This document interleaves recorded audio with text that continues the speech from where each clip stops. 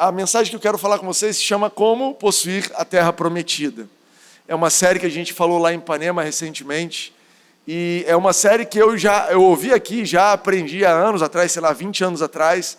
E estou ali porque continua sendo alimento para a minha vida hoje em dia. É uma série que está dentro de uma direção que eu recebi do pastor Maurício, uma direção que a nossa igreja está no início do ano, sobre a nossa mensagem do Evangelho, voltar a enfatizar bastante a fé.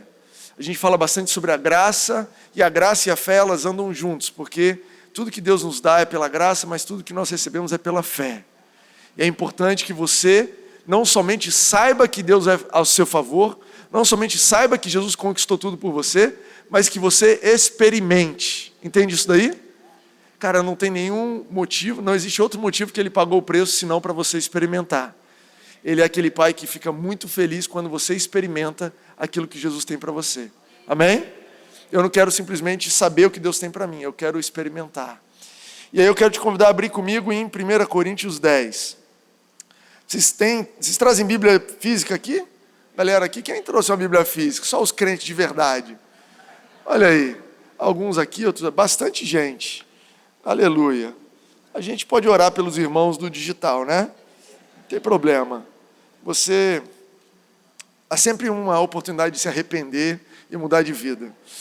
Em 1 Coríntios 10, eu quero ler com vocês um pouquinho desse contexto de Terra Prometida para você entender, a gente se situar aqui.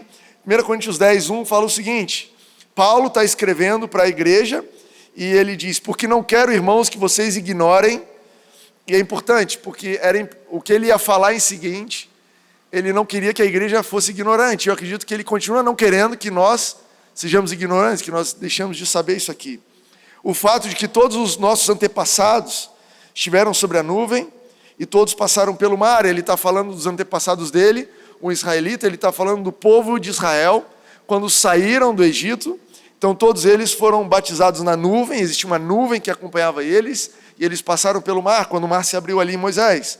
Verso 3, todos comeram do mesmo alimento espiritual e beberam da mesma bebida espiritual, pois bebiam da rocha espiritual que os acompanhava, e essa rocha era Cristo.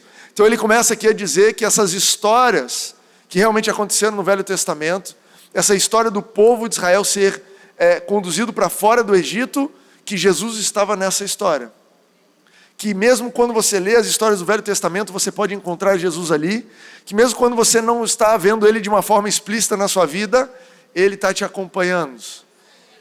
E aí ele abre os nossos olhos para essa realidade. Verso 5, contudo Deus não se agradou da maioria deles.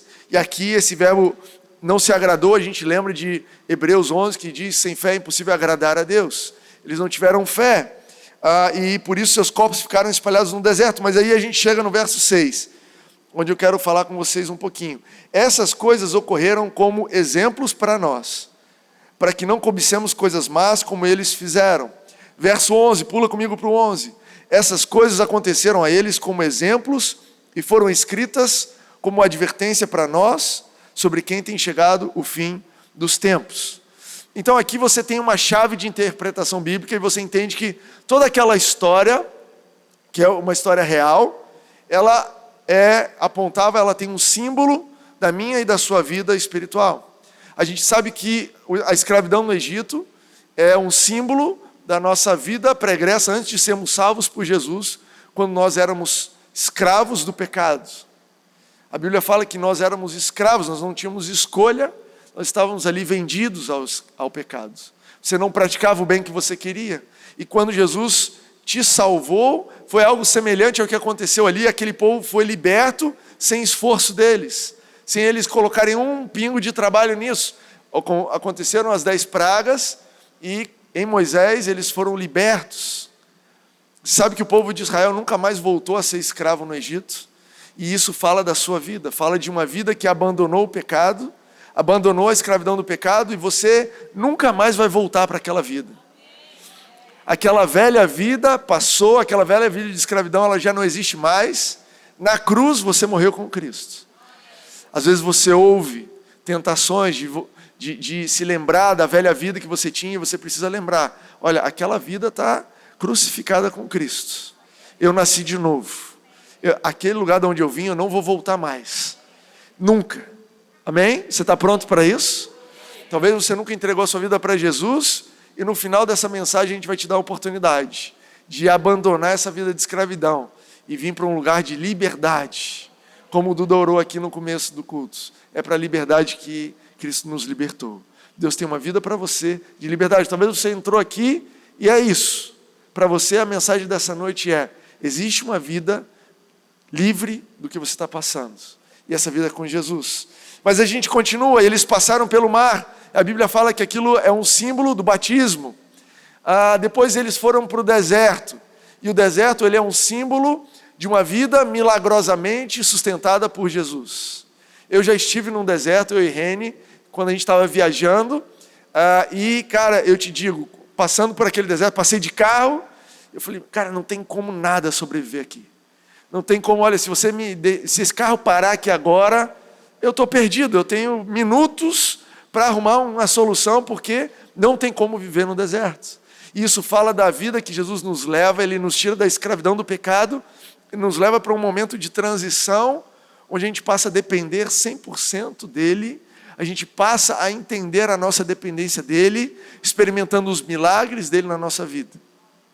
Eu não sei se você está nesse lugar, se você já passou por esse lugar. Às vezes áreas da nossa vida que estavam presas são libertas, e a gente passa por um período de deserto, onde as probabilidades são todas contra nós, mas ao mesmo tempo o poder de Deus vai te sustentando.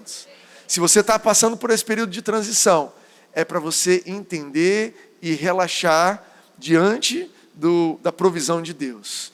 Aprender a andar debaixo do cuidado de Deus.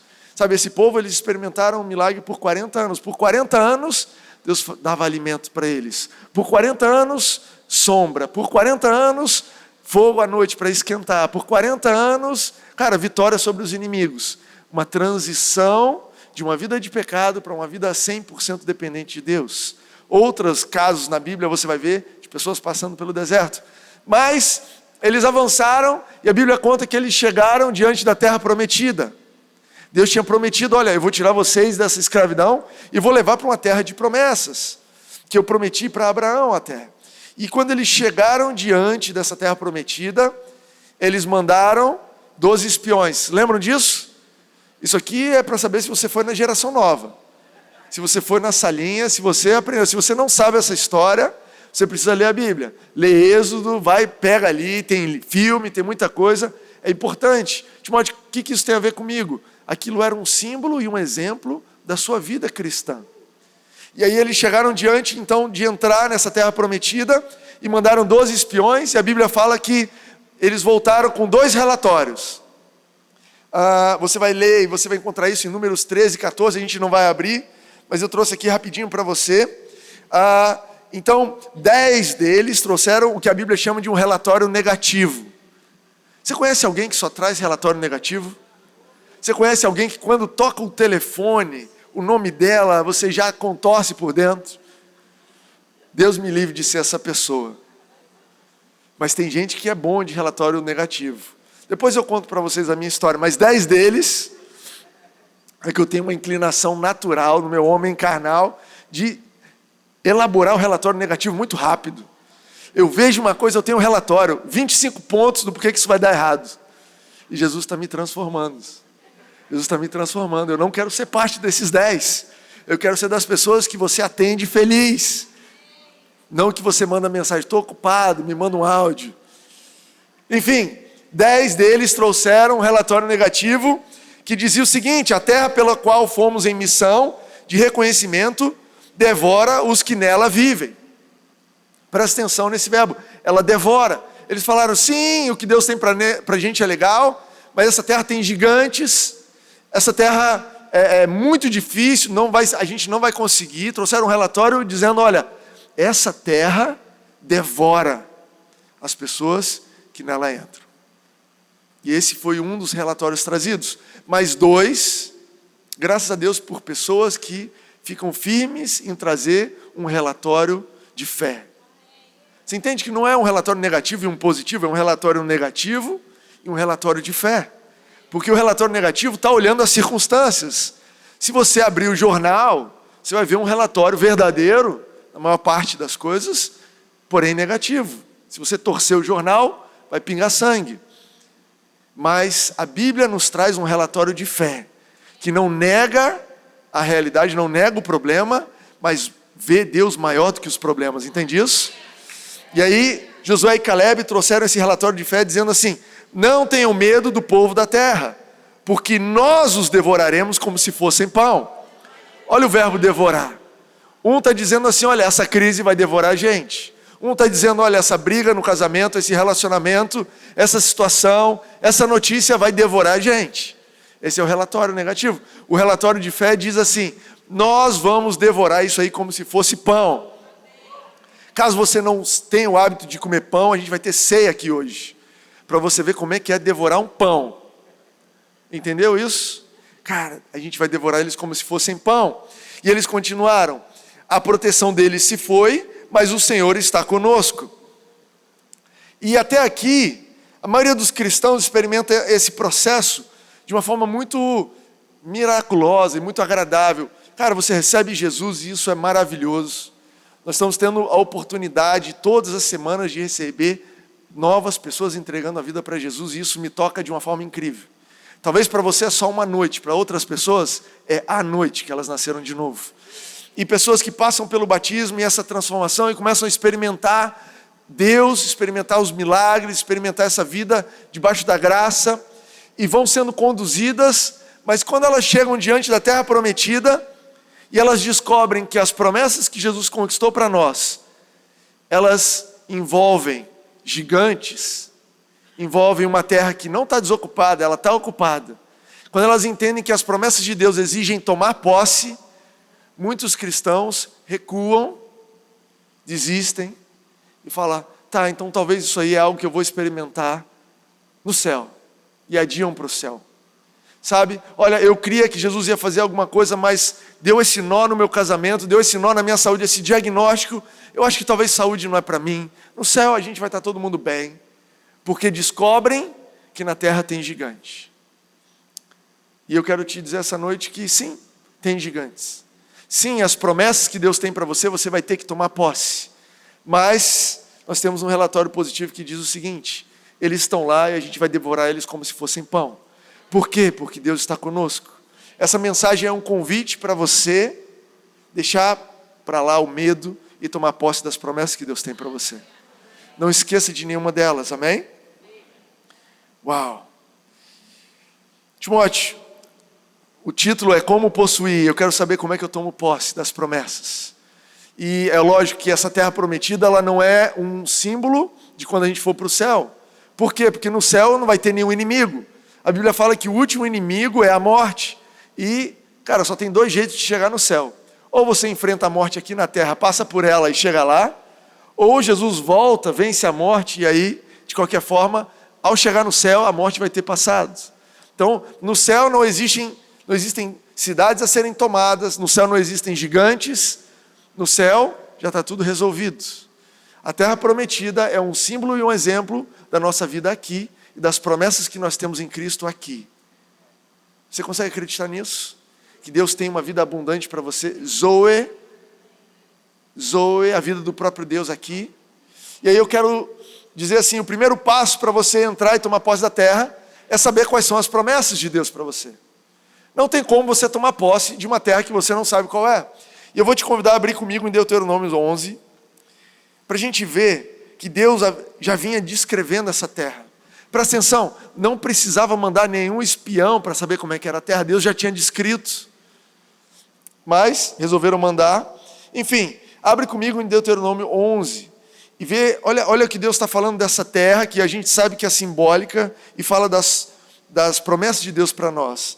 Então, Deuteronômio capítulo 11, versículo 10, diz assim: a terra da qual vocês vão tomar posse não é como a terra do Egito. Presta atenção nessa ênfase, que Deus, ele fica repetindo: ó, essa terra você vai tomar posse. Essa terra que você está entrando para tomar posse, presta atenção nessa ênfase. A terra da qual vocês vão tomar posse não é como a terra do Egito, de onde vocês vieram, e onde plantavam as sementes e tinham que fazer a irrigação a pé, como numa horta. Para aqui. Deus está dizendo o seguinte: a vida, As promessas que nós temos em Cristo, elas não são como a velha vida que você vivia. É diferente. Cara, você não vai viver uma vida segundo os padrões desse mundo. A carreira desse mundo não é para você. As regras, o caminho normal desse mundo não é o seu caminho. A vida que Deus tem para você, a terra para onde Ele está te levando, não é como a terra do Egito. Na terra do Egito, existia o rio Nilo, e as pessoas plantavam, né, e eles escravos plantavam, e depois eles tinham que irrigar, ou pegando baldes, trazendo a água e jogando, ou, cara, mexendo os moinhos, mas de qualquer forma exigia esforço. Você plantava uma semente e você tinha que fazer esforço. Talvez você venha de uma realidade onde você acredita o seguinte: olha, se eu não cuidar de mim, ninguém vai cuidar. Talvez você venha de uma realidade dizendo assim: olha, se eu não defender o meu, ninguém vai defender. Olha, se eu não cuidar das minhas coisas, ninguém vai cuidar. Essa é uma realidade do Egito. Essa é uma mentalidade quando você era escravo. Mas Deus tem para você uma terra diferente. A terra prometida que Deus tem para você, a vida abundante que Jesus tem para você e conquistou para você e para mim, ela não é assim, ela é diferente. Continua lendo comigo. Verso 11: mas a terra em que vocês, atravessando o Jordão, vão entrar, para dela tomar posse, é terra de montes e vales, que bebe chuva do céu. Você acredita nisso? Uma vida que não depende do seu esforço para irrigar as sementes que você lançou, mas que bebe chuva do céu. Cara, como é que eu sei que esse negócio vai para frente? Porque Deus vai fazer chover. Como é que eu sei que os meus filhos vão crescer saudáveis? Porque eu estou plantando numa terra que bebe chuva do céu. Mas no mundo não está chovendo, mas a terra prometida que eu estou entrando para tomar posse, ela vive da chuva que vem do céu. Continua lendo comigo. Verso 12: é uma terra da qual o Senhor, o seu Deus, cuida. Ei, peraí, quem é que está cuidando da sua vida? O Senhor, o seu Deus. Você precisa se preocupar com o que é seu? Cara, não, olha só, o que é meu está guardado. Eu não preciso brigar, eu não vou entrar nesse esquema do mundo de cotovelada, de um passando o outro para trás, passando rasteira, porque eu preciso cuidar do que é meu. Ei, a terra para onde eu estou indo, quem cuida é Deus. É Deus que me deu a promessa, é Deus que me trouxe aqui, e Ele que vai me fazer entrar, e é Ele que vai sustentar. Talvez você tenha muito e vive morrendo de medo de perder, fica preocupado em andar com um carro blindado, preocupado em crise da bolsa, e preocupado em pessoas interesseiras, e eu quero te dizer, a terra que Deus tem para você, a vida de promessa de Deus para você, Ele cuida. Você consegue andar tranquilo no dia de hoje, no mundo de hoje, e falar: olha, a minha vida Deus está cuidando. Eu estou no mundo, existe um governo, existe um contexto, eu não nego o contexto, mas a minha vida Deus está cuidando. Cara, essas promessas de Deus. Os olhos do Senhor, continua lendo comigo, verso 12. Os olhos do Senhor, o seu Deus, estão continuamente sobre ela, do início ao fim do ano. Talvez você está pensando: cara, já é outubro, está no final do ano. E Deus, cara, escreveu isso aqui na Bíblia, que Ele cuida até o final do ano. Você está preocupado com os últimos meses do ano? Eu estou na expectativa de algo sobrenatural. Cara, Deus vai fazer alguma coisa diferente. Por quê? Porque Ele cuida do início ao fim. O nosso Deus não tem um orçamento que zera em outubro. Agora só em janeiro a benção, irmão. A gente bateu aqui o teto. Você serve um Deus desse? O meu Deus não é esse não, cara. O meu Deus, cara, eu tenho uma porção de graça e favor para você em outubro. Quando chegar novembro, tem mais. Essa semana tem semana que vem tem mais. Domingo tem uma, segunda-feira de manhã tem mais. Você pode dar um glória a Deus pela provisão. Calma, vocês estão voando, o que é isso? Ou tem alguém dormindo do seu lado, eu não sei. Mas eu ia dizer, você pode dar glória a Deus pela graça, a porção de graça na segunda-feira de manhã. Você também vai sentindo um frio na barriga domingo no final do dia. Vai dando um negócio assim, não vou nem olhar aquele e-mail. Cara, Deus tem uma provisão de graça para você amanhã de manhã. Não se preocupa, não se preocupa. Ele está cuidando disso. Agora presta atenção, aliás, vamos continuar lendo aqui. Verso 13. Portanto, se vocês obedecerem fielmente os mandamentos, que hoje eu dou a vocês, amando o Senhor, o seu Deus, e servindo de todo o coração, de toda a sua alma. Então, no devido tempo, verso 14, enviarei chuva sobre a sua terra, chuva de outono e de primavera, para que vocês recolham o seu cereal, e tenham vinho novo e azeite. Você sabe que isso aqui é a linguagem do Espírito Santo. Verso 15, ele dará pasto nos campos para os seus rebanhos. E quanto a vocês, terão o que comer e ficarão satisfeitos. Pula para o 24. Esse texto é muito bom. Todo lugar onde vocês puserem os pés será de vocês. Todo lugar que você colocar os pés será de vocês. Você entendeu a mensagem desse texto aqui? Você entende que Deus está dizendo, olha só, eu já dei a terra para você, mas você vai ter que tomar posse. Eu já dei, é sua, mas você precisa tomar posse. Olha, essa terra onde você está entrando, eu dei, mas você vai ter que pisar para tomar posse disso. E é interessante porque na nossa tradição cristã, às vezes a gente se pega dizendo o quê? Se Deus quiser, Ele vai me curar. Se Deus quiser, Ele vai resolver esse problema no trabalho. Se Deus quiser abençoar, Ele é poderoso e Ele vai mandar alguma coisa para resolver isso. Se Deus quiser, Ele transforma o meu casamento. A nossa tradição diz isso. Mas é curioso, né? Porque quando a gente fala de salvação, a nossa tradição religiosa, da qual nós fazemos parte, estamos aqui para mudar, a tradição religiosa em relação à salvação diz outra coisa. Ela diz o seguinte, olha, é a vontade de Deus salvar todas as pessoas. Jesus já morreu para que você seja salvo, mas nós precisamos ir proclamar o Evangelho, e quem quiser, quem receber Jesus vai ser salvo. A gente entende que a salvação precisa ser possuída, que apesar de Jesus já ter feito tudo para que você seja salvo, e olha só, a salvação ela pertence tanto ao melhor dos cristãos, quanto ao pior dos pecadores. Pertence igualmente a todos nós. Jesus morreu igualmente por todos. Alguns de nós já tomaram posse, outros estão no processo de tomar posse, e eu creio que tomarão posse. Mas a nossa tradição é muito clara. Como crerão se não há quem pregue? E você vira para a pessoa e fala, olha, você precisa receber Jesus. Você não vira para ela e fala assim, se Deus quiser, Ele vai te salvar. Fica aí, sofrendo. Em relação à salvação, isso é extremamente claro. Mas quando a gente fala de cura, quando a gente fala de vida próspera, quando a gente fala de bons relacionamentos, quando a gente fala de saúde mental, quando a gente fala de todos os outros aspectos, outras promessas que Deus tem para nós, a nossa tradição diz, não, isso se Deus quiser, Ele vai dar. Mas biblicamente falando, a terra eu já te dei. O mesmo sacrifício de Jesus que me salvou, me curou.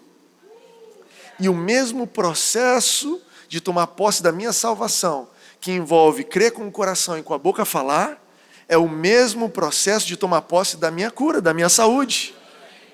Você entende isso? Cara, Jesus, Ele vibra quando você toma posse daquilo que Deus tem para você. Ele vibra quando você fala, isso é para mim, eu quero isso daí, eu vou entrar nessa terra. Essa terra é minha, eu vou entrar nessa terra. A salvação é o primeiro dos benefícios, mas Ele tem mais. Você acredita que Deus tem mais? Para um pouquinho, pera aí. Eu sei que a gente está no meio da pregação e você está gostando, está legal, mas para um pouquinho e pensa, você acredita que Deus tem mais do que o que você está vivendo? Cara, mais. Eu acredito no seguinte, em um avanço, em tomar posse, eu e Reni, a gente está numa dimensão, a gente está numa velocidade, a gente entendeu isso, ao ponto de daqui a 10 anos eu vou olhar para trás e falar, olha que vergonha que eu tinha, que vergonha que eu tenho do que eu possuía naquela época. Hoje eu possuo muito mais, porque eu entendi muito mais as promessas. Você consegue olhar para trás, 5 anos atrás, 10 anos atrás e falar, eu não entendia nada. Cara, as promessas que eu havia tomado posse naquela época não se comparam ao que eu tenho tomado posse hoje em dia. Você entende isso?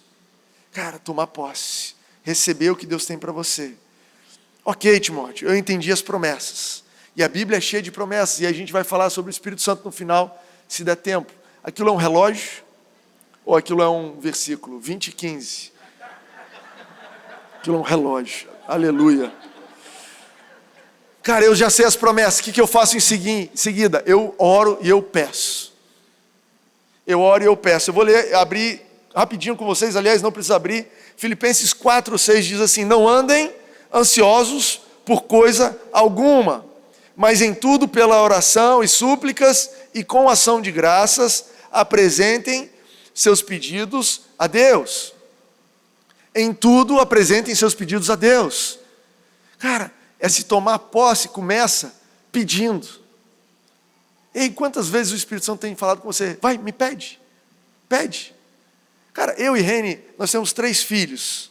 E a gente sabe o que eles precisam. Mas quando chega dia das crianças, Natal, aniversário, a gente vira e fala: o que você quer? Sabe o que é isso? Um teste de fé.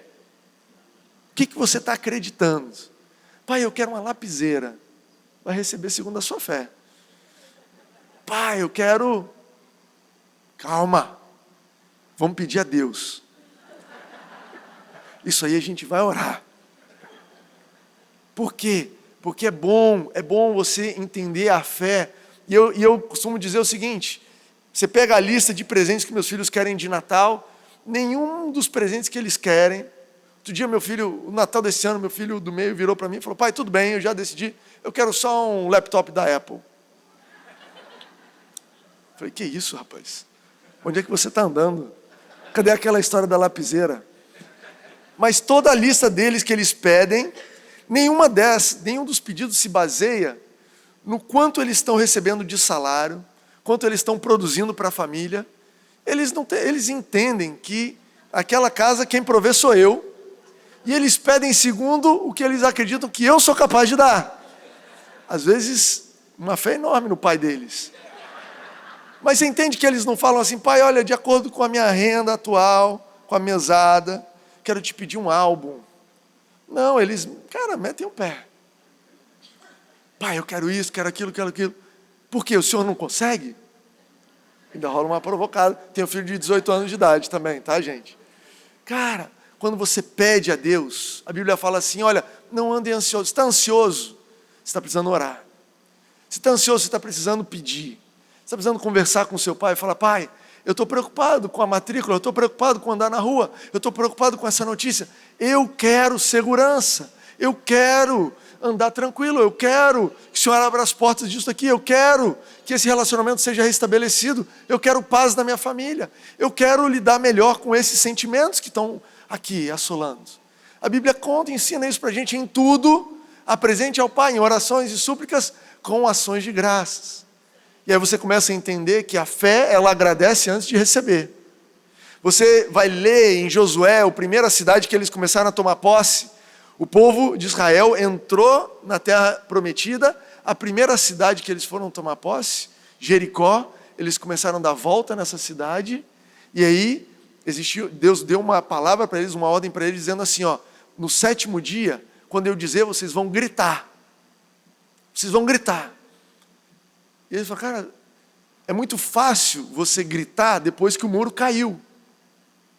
É maravilhoso você dizer: Deus, você é bom demais, bateu o dinheiro na conta. Deus, você é bom demais, o diagnóstico veio negativo.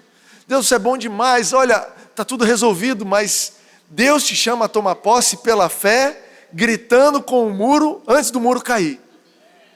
Dizendo: Deus, obrigado por esse casamento, obrigado por esse relacionamento restaurado com meu pai, com meu filho, quando ninguém está vendo nada acontecendo. Isso é tomar posse. O gigante está lá. O gigante ansiedade está lá. O gigante preocupação. O gigante, o número, a conta, a dor. E eu tomo posse disso, porque Jesus já pagou o preço por mim. É meu. Eu creio que eu vou devorar esse problema como se fosse pão, porque Deus está comigo, eu não vou ter medo. E aí, Pai, obrigado, porque você já providenciou. Pai, obrigado porque eu já estou saudável. E as pessoas do seu lado falam: cara, você é maluco? Você sabe que a história da fé é de ser constantemente questionado se você é maluco ou não. Você imagina o pessoal lá em Jericó falando: ó, tem uma galera maluca gritando lá no muro. Eu não sei se o muro caiu imediatamente. A Bíblia tem umas narrativas que ela não dá um detalhe. Eu não sei se eles ficaram gritando 10 minutos, 15 minutos, 1 hora. Eu sei que eles ficaram gritando e o muro caiu. E esse muro caiu e destruiu tudo. E aí até o povo de Jericó começou a gritar. Mas aí já era tarde demais. A terra prometida estava sendo possuída. Entende isso? Cara, você vai ter pessoas à sua volta que nem acreditam em Jesus agradecendo a Deus. Dizendo, cara, vamos fazer uma oração para agradecer essa bênção. E aí você vai dizer, a festa de agradecer isso, já dei ano passado. Vocês estão celebrando agora é só porque a carne está vendo. No meu espírito já estava vendo isso há um tempão. Essa situação assim, cara, já estava resolvido. Por quê? Porque eu estou tomando posse do que é meu. Eu estou entrando numa terra diferente. Eu estou entrando numa terra que Deus já me deu e eu só preciso tomar posse dela pela fé. Eu já pedi, eu sei que Ele ia me dar. Eu sei que Ele já me deu. Eu sabia que isso ia acontecer. Amém? Bom demais. E essa história da fé, ela é importante. Eu quero concluir com esse raciocínio. A fé, ela não faz Deus fazer nada. Você toma posse ou não muda o que Deus faz. Aliás, eu acredito que não existe quantidade de oração, quantidade de jejum, quantidade de vindas à igreja, quantidade de dízimo, quantidade de caridade que você possa fazer, que vai fazer Deus te abençoar mais, que vai fazer Deus te curar, que vai fazer Deus te proteger, que vai fazer Deus cuidar da sua família. Não existe nada que você possa fazer para fazer Deus realizar ou te dar algo. Eu acredito nisso piamente, porque eu acredito que Deus já nos deu tudo. Eu costumo dizer, e é uma expressão forte, não é bíblica, é a versão do Timóteo, que o céu ele faliu quando ele deu Jesus. Ele falou, olha, a gente deu tudo, não sobrou nada, a gente deu tudo, mas esse tudo é mais do que suficiente e transbordante. Então, quando você imagina tomar posse, não pense você que você está fazendo Deus fazer alguma coisa. Não pense você que você está movendo Deus. Mas, Timóteo, então eu não preciso fazer nada. Não é isso que eu te disse. E esse é o ponto interessante da fé. Imagina esse exemplo aqui. Imagina que eu pago uma viagem para você. Pago passagem, pago hotel, pago alimentação. Uma semana para as Maldivas, tá bom? Teve pessoas aqui que acordaram. Tá ótimo, Maldivas, ótimo. Ô Jesus, não me lembro da pregação, mas eu lembro que tinha alguma coisa de Maldivas. Relato amanhã, segunda de manhã. O que foi a pregação? Pago para você a viagem, para onde for. Tá? Você concorda que para você receber, para você usufruir, experimentar, você vai precisar fazer as malas e ir para o aeroporto? Concorda comigo? Se você ficar no seu sofá falando assim, Timóteo, cadê as Maldivas? Eu vou falar, você é louco. Eu paguei a passagem, o hotel, eu te mandei a reserva, te mandei o dia. Você perdeu o voo? Não, você falou que ia me dar, eu estou aqui esperando no meu sofá. Mas você não teve a cara de pau de aparecer no aeroporto? Agora pensa só, se você recebe essa viagem, vai para o aeroporto, faz as malas, quando você volta, você diria assim, não, olha só, a gente teve uma divisão aí de trabalho. O Timóteo pagou tudo, mas eu tive que ir para o aeroporto. Você teria coragem de dizer que você fez alguma coisa a respeito dessa viagem? Ou você diria, cara, eu ganhei uma viagem. Não, mas você foi no aeroporto? É o mínimo que eu podia fazer.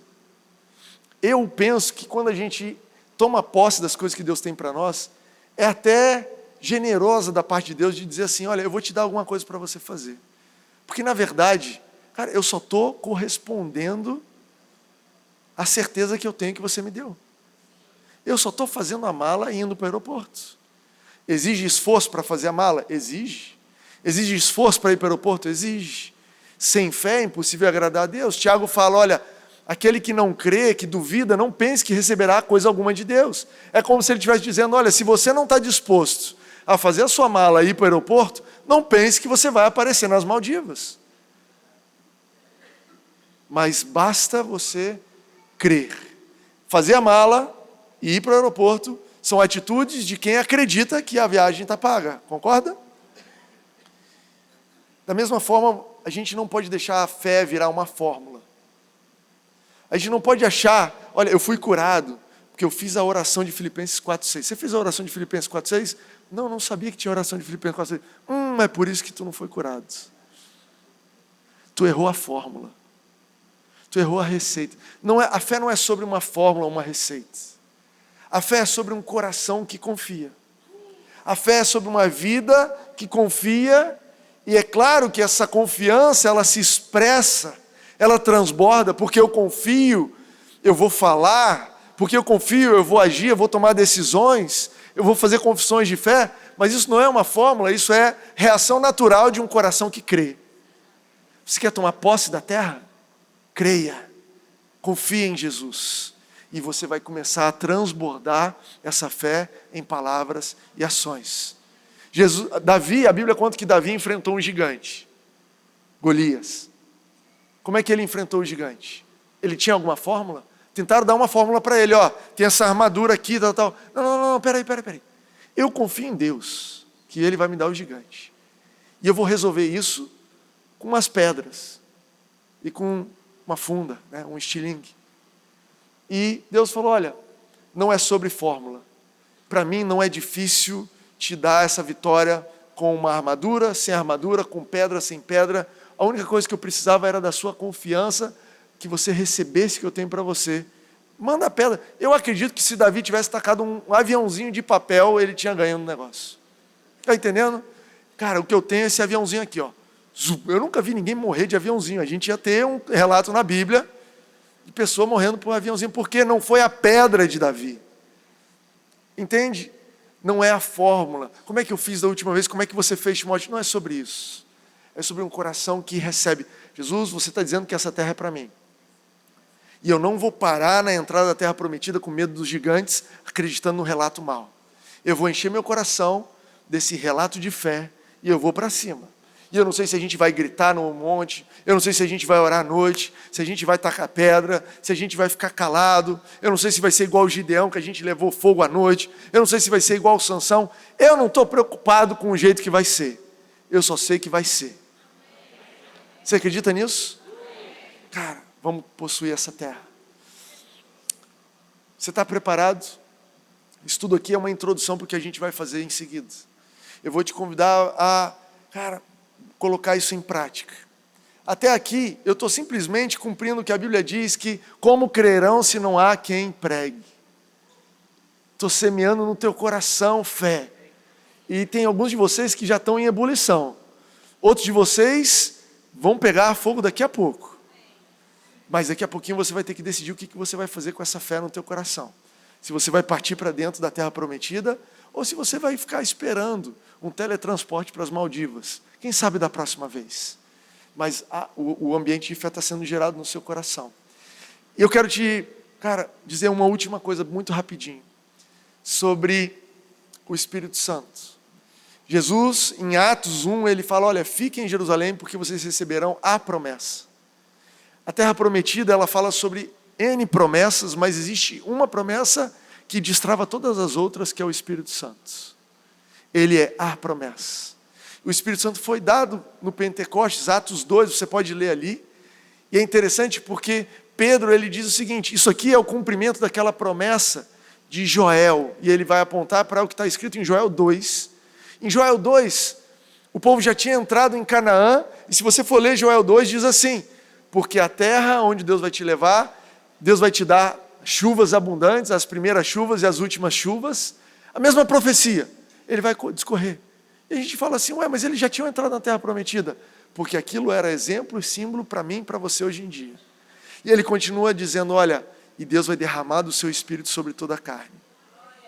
O Espírito Santo, ele é, a gente aprendeu aqui com o pastor Fragale sobre o menorá, o candelabro judaico, que ele tem uma haste, ele tem 7 bocais, 7 pontos para você acender o fogo. Mas a central, você acende ela primeiro, e é com ela que você acende as outras. Isso aponta para o Espírito Santo, porque o Espírito Santo, ele vem, e a Bíblia diz que o Espírito Santo, nós não recebemos o Espírito do mundo, está em 1 Coríntios 2, depois você dá uma olhada, nós não recebemos o Espírito do mundo, mas nós recebemos o Espírito de Deus, para que possamos entender aquilo que Ele já nos deu gratuitamente. O Espírito Santo está aqui para te mostrar a terra prometida. Para te dizer, está vendo esse nível de relacionamento que você tem? Eu tenho algo melhor para você. Cara, eu estou experimentando isso na minha vida. áreas da minha vida onde eu achava que eu estava arrebentando, e o Espírito Santo veio para mim e falou: ei, deixa eu jogar um pouco mais de luz nisso daí. Deixa eu te mostrar, você está muito melhor do que o padrão desse mundo. Mas a terra para onde eu estou te levando não é como o Egito. Eu tenho algo melhor para você. Você está feliz com o seu casamento? Eu tenho um casamento melhor para você. Você está feliz com... Eu tenho algo melhor para você. Eu quero também orar para que você receba o batismo do Espírito Santo nessa noite. A gente não vai orar pedindo a Deus para mandar o Espírito Santo, porque em Atos 2 ele já mandou. A gente vai entrar. Quais são os gigantes? Tradição. Quando eu falo de batismo no Espírito Santo, alguns de vocês ficam tensos. Mas Timóteo, tem gigante. Mas eu não sei. Deixa isso para lá. Receba com fé. E a coisa vai fluir. Amém? Eu vou te convidar a ficar de pé. Eu vou te convidar a ficar de pé numa atitude de fé. Cara, fecha os teus olhos onde você está. Pega essa palavra que já está no teu coração e deixa o Espírito Santo ir te guiando a respeito de promessas que Ele tem para você. Cara, se você fala em línguas, se você já foi batizado no Espírito Santo com a manifestação do dom de línguas, comece a orar em línguas agora. A gente vai ter agora um período prático. Prático. O que eu precisava falar para você está dito. Agora, cabe a você exercer fé para receber. Cara, onde você está? Feche os seus olhos. E comece a declarar, olha, aquela situação que eu estava com medo, aquilo que eu estava com medo de me devorar, eu vou crer num relatório de fé, nas promessas de Deus para mim. Nas promessas de Deus para mim. Isso vai passar. Eu vou triturar isso daí. Começa a declarar isso sobre aquilo que tem te afligido. Começa a declarar isso sobre as coisas que não estão alinhadas com aquilo que a promessa de Deus diz a seu respeito. Comece a fluir nessa direção. Eu quero dar uma oportunidade.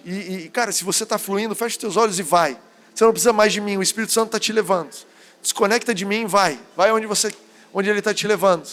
Mas eu quero perguntar uma pergunta muito simples. Você que está aqui nessa noite e que nunca recebeu Jesus como seu Salvador, nunca foi liberto do Egito, Timóteo, estou lá no começo da história. E gostaria de, nessa noite, entregar sua vida para Jesus. Receber Ele como seu Senhor e Salvador. Ser salvo, resgatado de uma vida de escravidão para uma vida de liberdade. Eu nunca orei isso, Timóteo, na minha vida. Se você gostaria de entregar sua vida para Jesus nessa noite, levanta a sua mão para que eu possa orar junto com você, onde você está. Eu vou precisar que você levante a sua mão bem alto para que eu tenha certeza da tua decisão. Levanta a sua mão bem alto. Eu estou vendo uma mão ali. Pode levantar. Cara, levanta mais alto, por favor, desculpa. Vi você levantando a mão. Onde você está? Essa decisão é extremamente particular e a melhor decisão da sua vida. Eu vou te convidar a fazer uma oração junto comigo e ela é muito simples. Ela diz o seguinte: Jesus, eu te recebo como meu Senhor e Salvador, segundo a tua palavra. Eu creio na tua palavra e eu recebo o perdão dos meus pecados. Eu recebo o teu favor sobre a minha vida. Eu recebo a tua salvação nessa noite. Obrigado por me transportar para o teu reino. Obrigado por me lavar com teu sangue. Obrigado por me receber como um filho amado que eu sou. Amém. Essa é a oração. A Bíblia diz: se com o coração você crê e com a boca confessar, você está salvo. Você que recebeu Jesus a primeira vez hoje, eu vou te pedir para quando a gente terminar o culto, me procura ali. Me procura ali. Vou estar eu e um time aqui da igreja. A gente quer te dar algumas dicas sobre os primeiros passos. Mas que bênção que você tomou essa decisão nessa noite. Eu quero orar também por você que nunca recebeu o batismo no Espírito Santo. A primeira das promessas. Essa oração é um pouco diferente. Porque, cara, você vai receber pela fé. Do mesmo jeito que você orou para ser salvo, recebendo a salvação, e no teu coração existia um testemunho, uma confirmação, uma certeza de que você tinha recebido, da mesma forma você vai receber o batismo do Espírito Santo. Cara, não precisa vir algo quente, não precisa sentir um calafrio, você não precisa de manifestações naturais, porque você recebe pela fé. E aí o que vai começar a acontecer é, você vai abrir a boca e você vai começar a falar palavras, cara, em línguas. Você vai começar a falar palavras diferentes que você não entende. E talvez o diabo vai querer te acusar dizendo: você está inventando isso daí. E você vai mandar ele passear, você vai dizer: olha, eu estou manifestando aquilo que eu já recebi na fé. Amém? Receba o batismo no Espírito Santo. Receba o batismo no Espírito Santo. Nova igreja, receba o batismo do Espírito Santo. Xerequere rabaralabasataia xasatai. Shekatara rabaralabasataia xasata. Shekatara rabaralabasataia. Shekatara rabaralabasataia. Receba, receba, receba a cura. Receba a cura nesse lugar, nesse momento. Toma posse da tua cura. Ele quer te curar, você sabe disso, Ele já te curou em Cristo. Receba, receba. A gente vai ter um tempo cantando, fluindo no Espírito. Manda bala.